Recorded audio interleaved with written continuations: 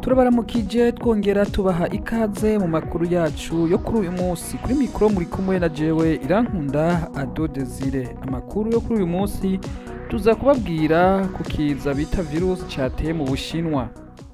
Ewe itwi ry'ugwaruka ntawe utokumviriza. Ndakunda cyane ibiganiro vya Wavrep ijwi ry'ugwaruka FM.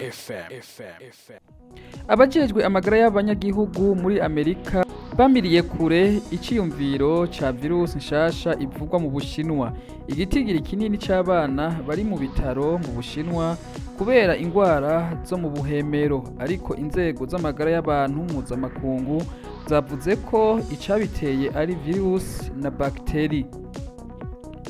Bahamagariye Perezida Biden guhagarika ingendo ziva mu Bushinwa mu rwego rwo kwirinda ico kiza c'ingwara z'ubuhemero ku bana baho. Nubwo abahinga n'abajejwe amagara y'abantu ku isi ndetse n'abanyamerika bavuze ko nta kimenyetso cerekana ko bashobora guterwa n'ingwara nshasha.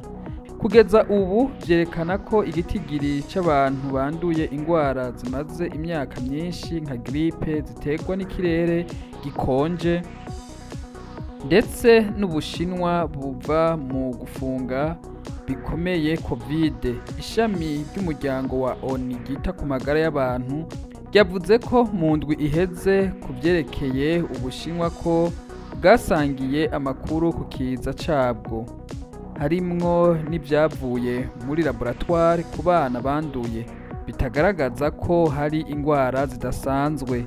Kuwa gatanu, Dr. Mandy Cohen, umuyobozi w'ikigo kijejwe kugwanya no gukinga ingwara, nawe yagarutse kuri iryo suzumwa. Yavuze ko abayobozi b'Abanyamerika nabo bagiye bavugana n'abayobozi b'Abashinwa n'abakozi bajejwe amagara y'abantu. Ati ico twese twashoboye kumenya nuko nta virus itera ingwara. Ati ibi vyose bifitanye isano no kwandura virus na bakteri bisanzwe mu banyagihugu babo b'abana.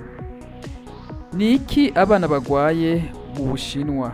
WHO yavuze ko amakuru Ubushinwa bwasanganywe mu ndwi iheze bwerekanye ko igitigiri c'abana bari mu bitaro banduye virusi ikanye n'ibicurane na virusi y'ubuhemero canke RSV guhera mu kwezi kwa Gitugutu. Ikigo cavuze kandi ko kwandura ingwara ya Mycoplasma pneumoniae, bakteri itera ingwara zoroheje yanduza kuva muri Rusama. Izi ngwara hamwe na Covid nizo zagize uruhare runini mu ngwara z'ubuhemero ku bana, nk'uko byatangajwe n'abajejwe amagara y'abantu mu Bushinwa mu kiganiro bahaye abamenyeshamakuru. Batangaje ko iyi ngwara igiye kwiyongera hagati muri uku kwezi kwa Kigarama. Mycoplasma pneumoniae igwara miliyoni z'Abanyamerika buri mwaka. Ikunda gutera ubwiyongere bw'ingwara buri myaka 3 canke 7 kubera impamvu zitarasobanuka neza.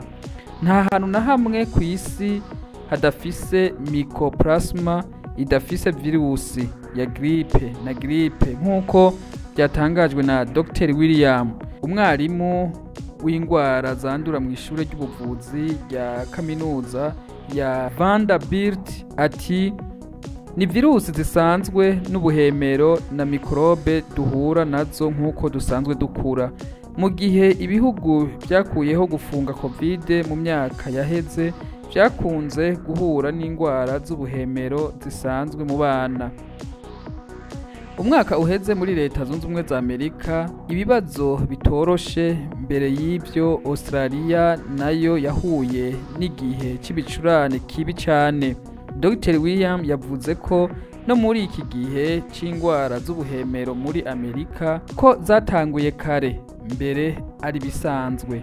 Abahinga mu vya science bavuze kandi ko igitigiri nyamwinshi co kugwanya antibiotique ya Mycoplasma pneumoniae mu Bushinwa ikibazo gishobora gukaza umurenga w'ibiza, kandi ko WHO abayobozi bavuze ko bagerageza kwiga byinshi kuri ico kiza.